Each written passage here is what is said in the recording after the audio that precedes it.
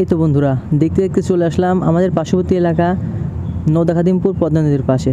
Hello বন্ধুরা, আসসালামু আলাইকুম।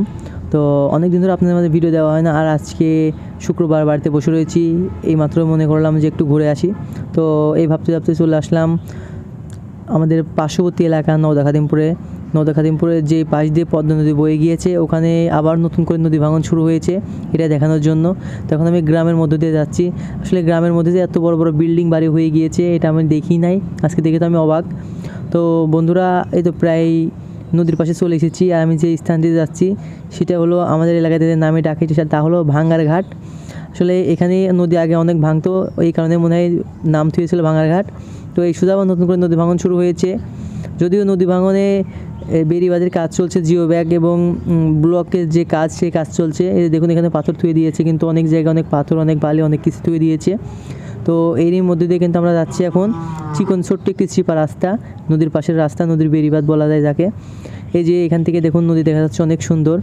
আসলে এই আমি যে স্থানটাতে এসে দাঁড়ালাম, এখানে হলেও এই নামটাকে বলে ভাঙার ঘাট।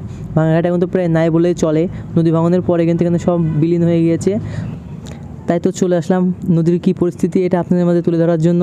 তো আমাদের এখানে কিন্তু অনেক ফেসবুক ইউজার রয়েছে, তারা হচ্ছে ফেসবুকে ভিডিও আপলোড করে, ইউটিউবে খুব কম মানুষই দেখে।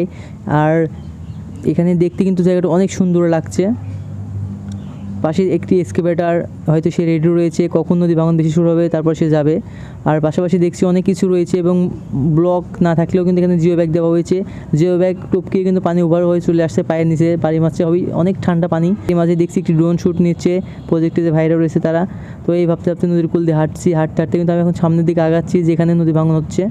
এই যে আমার সামনে কিন্তু নদী ভাঙন শুরু হয়ে গিয়েছে, এবং হয়তো এখান থেকে আরও বাড়তে পারে যদি এখন কোনো পদক্ষেপ না নেয়। ইনশাল্লাহ এখানে হয়তো তারা পদক্ষেপ নেবে। এখন যদি না রুখে দেয়, এটা কিন্তু সবই ভেঙে যাবে, আবার নতুন করে ভাঙন শুরু হয়ে যাবে। তাই তো এলাকাবাসী সবাইকে দৃষ্টি আকর্ষণ করছি যে আপনারা সবাই সতর্ক হন এবং আপনারা সবাই রুখে দাঁড়ান, না হলে কিন্তু আপনার আবার বিপদ ঘনিয়ে আসবে। তারা এখন আমাদের ইউটিউব চ্যানেল সাবস্ক্রাইব করেন, প্লিজ আমাদের ইউটিউব চ্যানেল সাবস্ক্রাইব করে পাশে থেকে বেল আইকনটা অবশ্যই অল করে রাখবেন। সবাই ভালো থাকবেন, আল্লাহ হাফেজ।